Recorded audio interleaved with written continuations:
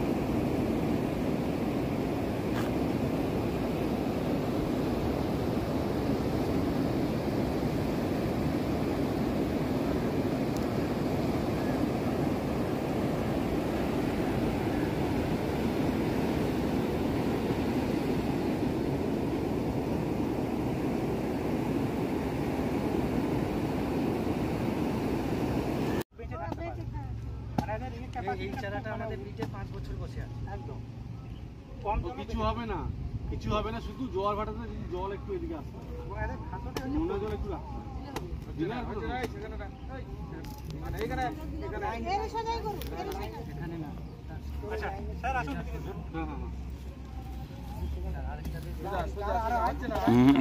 একটু দেখান।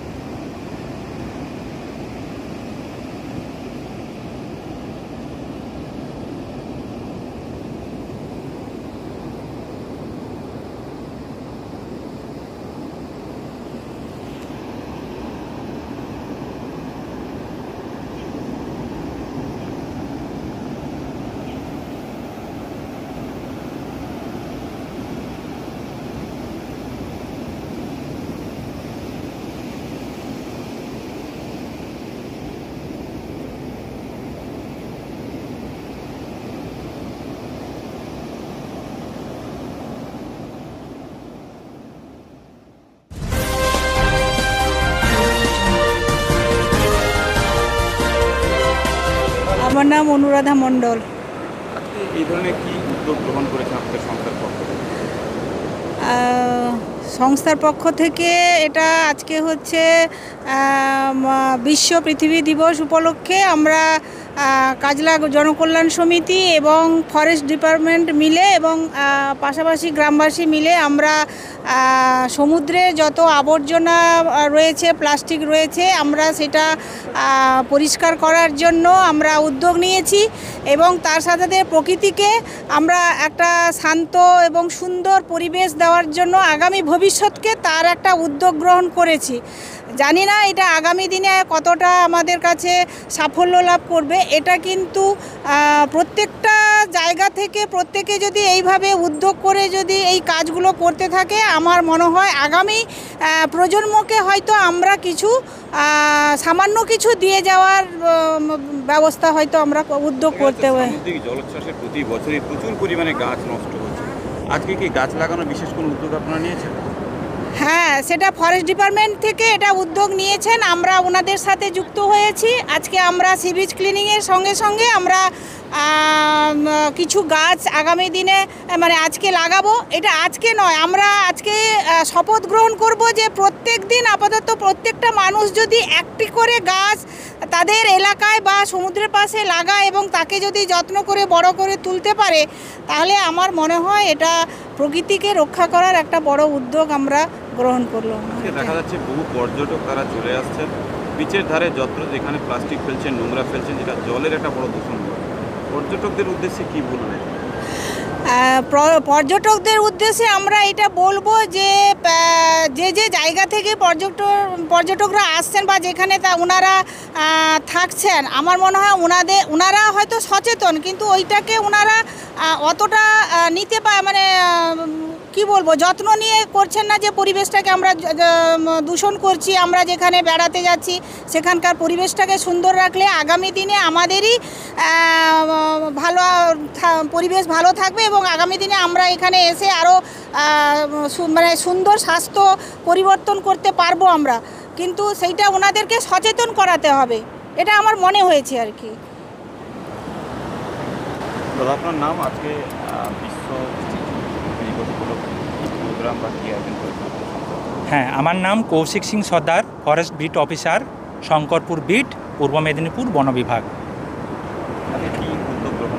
আজকে উদ্যোগ গ্রহণ করা হয়েছে, আজকে আপনারা জানেন যে আজকে বিশ্ব ধরিত্রী দিবস 22 এপ্রিল 2024।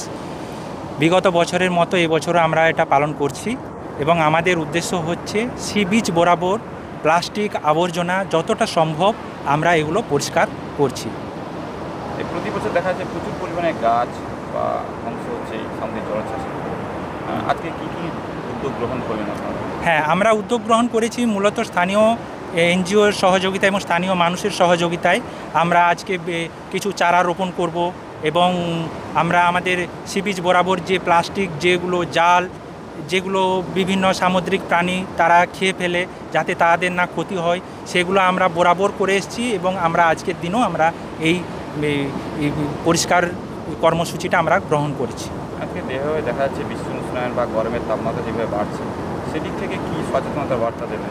আমি একটাই সচেতনতা বলবো যে শুধুমাত্র প্রশাসনের ওপর সহযোগিতা তো করতেই হবে, প্লাস আপামর জনসাধারণকেও সচেতন হতে হবে এবং তাদেরকেও চেষ্টা করতে হবে যতটা সম্ভব বৃক্ষ ধ্বংস না করা এবং বৃক্ষরোপণে একে অপরকে সহযোগিতা করা এবং যাতে যে কোনো রকম দূষণ, প্লাস্টিকের যথেচ্ছ ব্যবহার, এসির ব্যবহার, এগুলো যতটা সম্ভব কমিয়ে আনা।